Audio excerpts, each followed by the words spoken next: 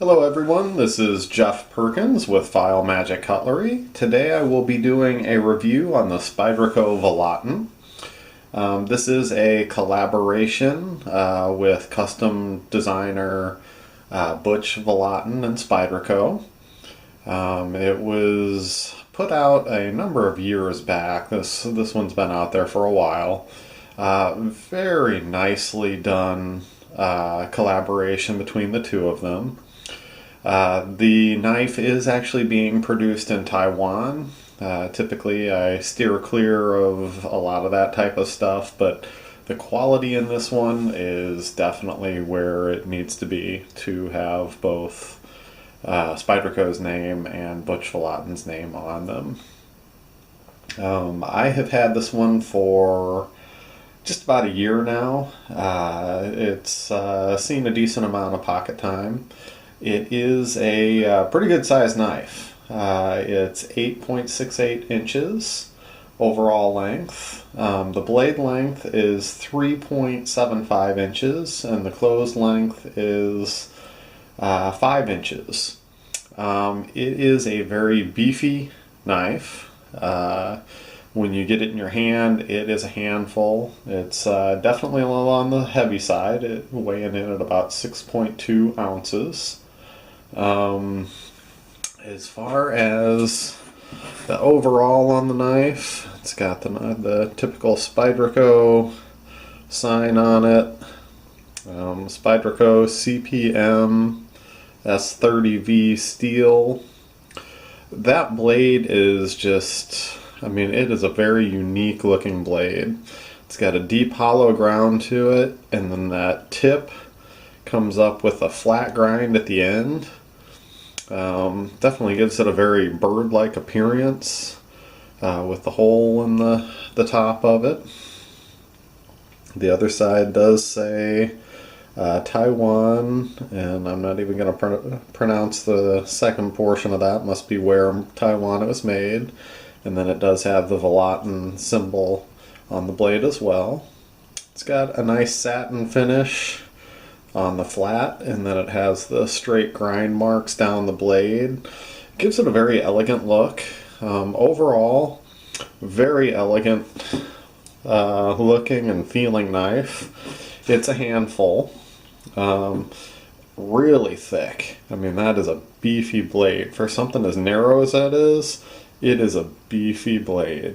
Definitely not something that I'd worry about having problems breaking or anything like that. Opens really nicely using the standard thumb movement. You can also give it a good flip and it flies open pretty nicely. So that's definitely very nice.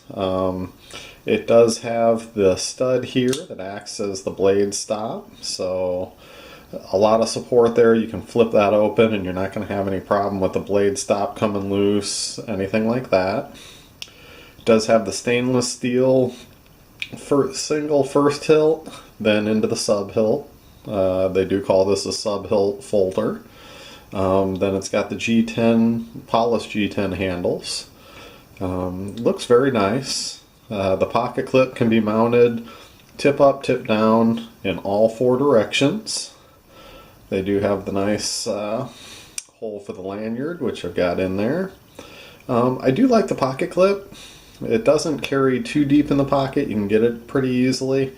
It comes out smoothly, that kind of thing, with that nice smooth G10. It definitely comes out of the pocket nicely. It is a liner lock with a steel liner. Looking at probably right about 50% lockup on it. Definitely no movement whatsoever in this blade, side to side, front to back, up and down. Opens really, really nicely. Has the bronze bushings for the pivot, which makes it nice and smooth. Should slow down wear and that type of thing. We don't have plastic bushings or anything like that. It does have the solid spacer in the back. This is one that at some point as I get into more of the work I'm doing, I might very well change out the G10. I might go for a little classier natural wood, maybe a stabilized wood in it, just to give it a little extra oomph. It's definitely a very classy, sharp-looking knife as it is. They're calling the blade a drop point. Almost has a stiletto-y feel though to it as you look at it and play with it. It definitely is very solid, very nice. If and when I do redo the handles, I'll probably go ahead and do some file work down the back spacer. Might dress up those liners a little bit as well. We'll just kind of have to see what it looks like once I get it all apart and how everything's coming together. Yeah, overall, very pleased with this one. They do offer a second version. It's very hard to get at this point. They've got an automatic version, and it's not one that has a button or anything. You push in this area and it releases the blades, so it's a double action. You can open it normally, or you can hit the switch and boom, you've got that switchblade action going. Very nice. You can't tell the difference by looking at the two of them. Very high quality, incredibly solid knife. You can hear it, you can feel it as it locks up, and it's a handful. It's definitely one that I like to carry every once in a while. It is a little big in the pocket. I mean, you're looking at a pretty beefy, wide knife, but it is nice and long as well. So I definitely like the feel of it. It screams quality as you hold it and that type of thing. It really does scream quality. The workmanship is there. Everything is really nice on fit and finish. Everything was thought out nicely on this one. I really do like it. I don't have too many of the Spydercos, but this is one that will definitely stay in the collection for quite a while. Well, thank you again for tuning in for the review, and I will see you on the next one.